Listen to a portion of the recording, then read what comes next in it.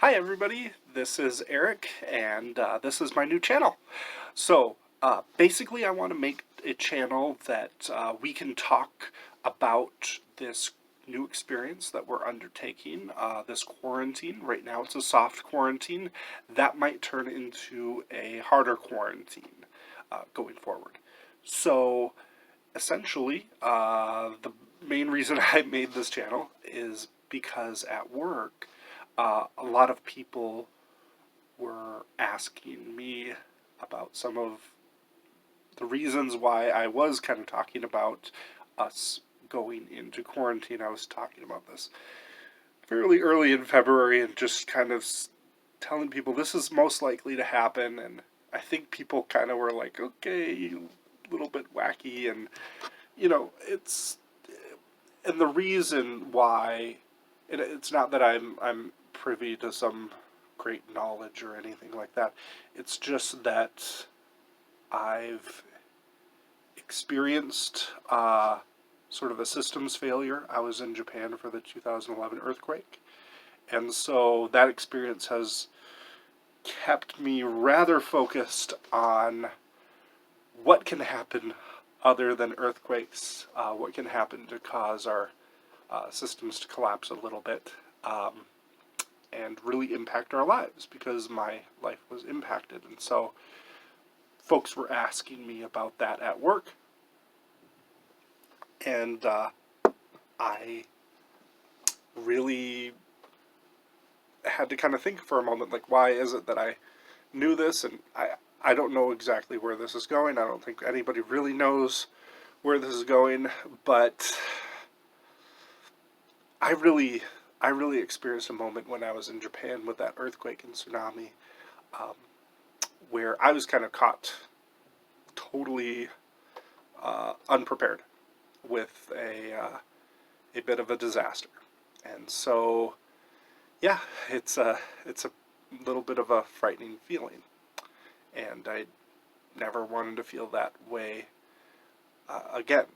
And so I kind of looked into these things, and I wouldn't call myself by any stretch of the imagination a prepper or anything like that, but it's just like I experienced that, and so that's just part of what I do, and so I see these things coming off from a distance. So um, there's a lot of emotional things that I processed during that time when I was in Japan, and so this is kind of just a way to help people to go through some of that, and to really just be a way of also recording this experience, because one of the things that I came out of that experience with was a real treasuring of what I had recorded, what I had brought from it. And one of the things with the 1918 flu is that there wasn't much that was really held in the collective memory from that. There was a eagerness to forget that time, and that's for a number of reasons. But I don't think it serves us to really forget. And so this channel, these videos are going to be a way to help us remember. So my experience in Japan, I'll start with the background, is I was there teaching English in a mountain city called Yamagata, and the earthquake hit, and there was a tsunami over on the northeastern coast. I was kind of in the central part of the northern island. The earthquake itself was called the Big Tohoku, which is the region, the northern part of Honshu, which is the main island. Tohoku earthquake, big earthquake, is essentially the Japanese name for it. And the earthquake was strong, and it affected us.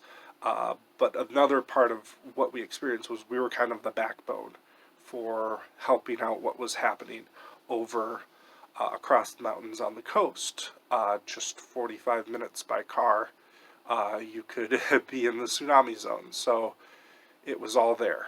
Um, so going with that, uh, there was kind of a sense immediately after the big earthquake had happened.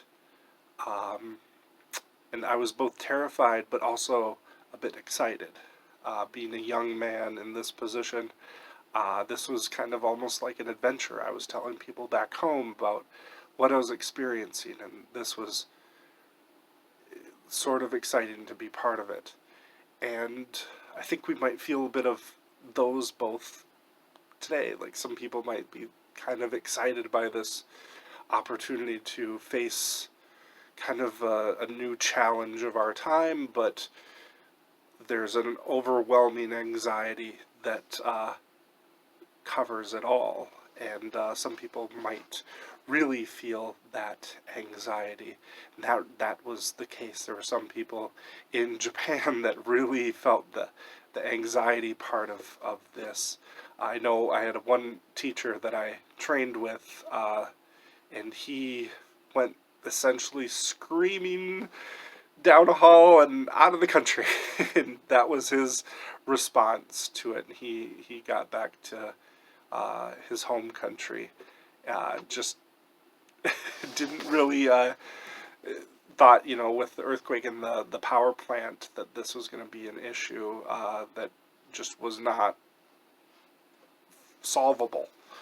So that that can happen. Only this case, we don't really have that option.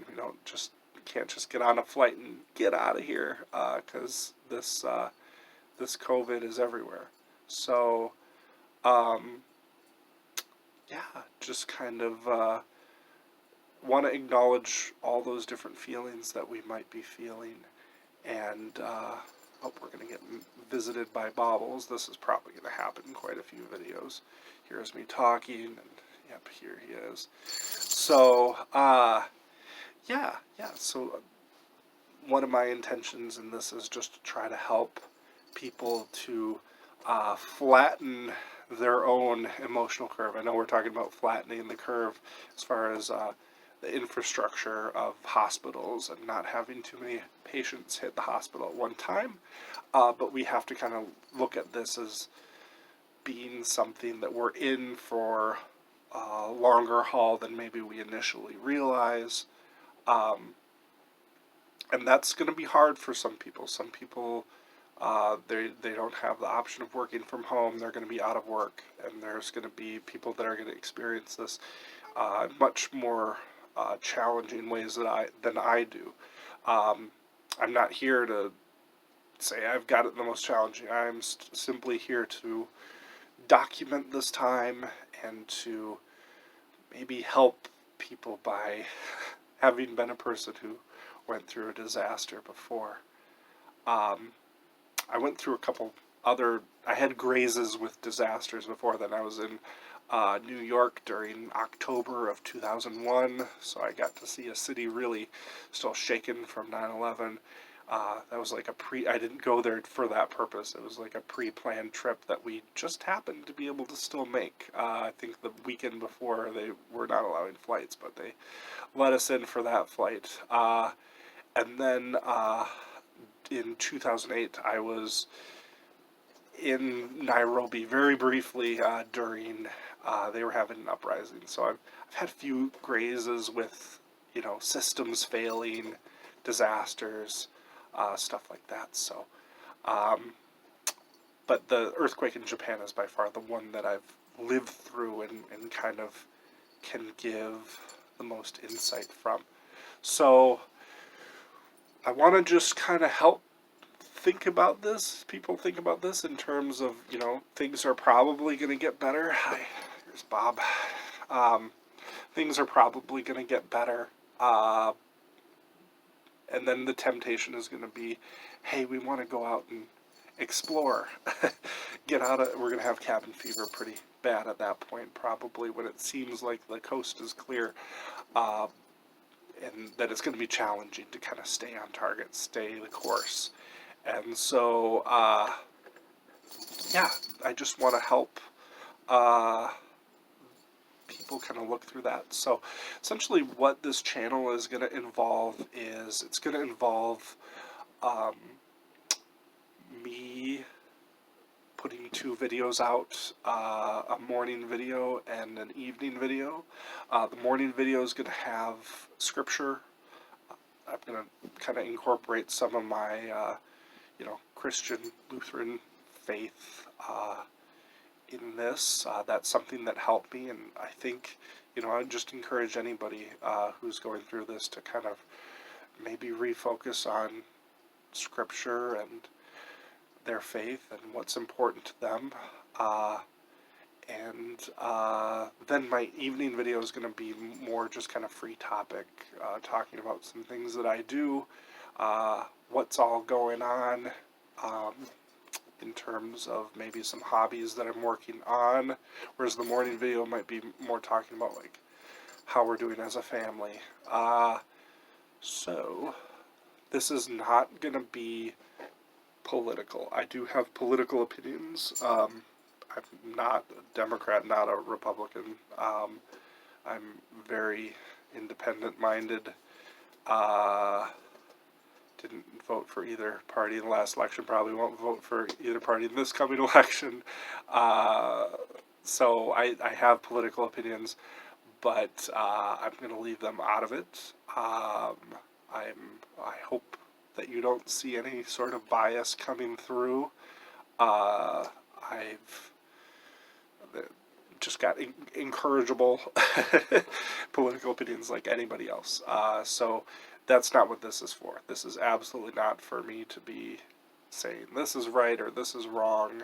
I just want to help people talk through this and try to help support each other through this event, and as we make it and make this into history.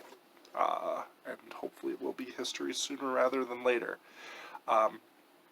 For a lot of people right now who are not frontline healthcare workers, our job is to, number one, not get sick. And if we fail at that, not get other people sick. So that's what we're about.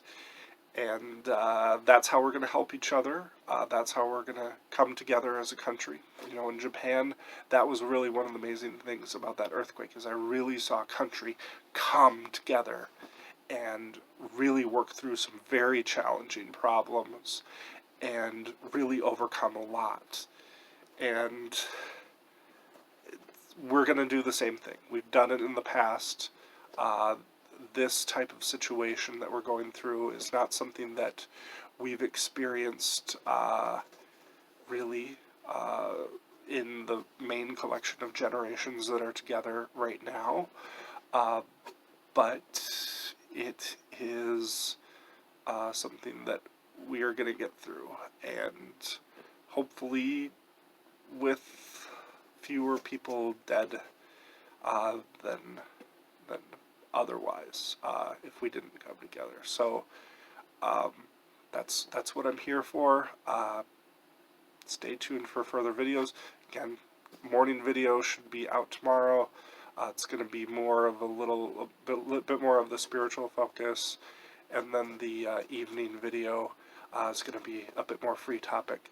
Feel free to put in comments. Feel free to subscribe, to like, put in comments something in terms of what you'd like me to talk about, questions you have about my time in Japan with that disaster.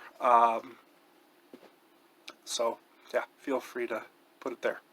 Alright, thanks everybody, and hope to talk to you more tomorrow.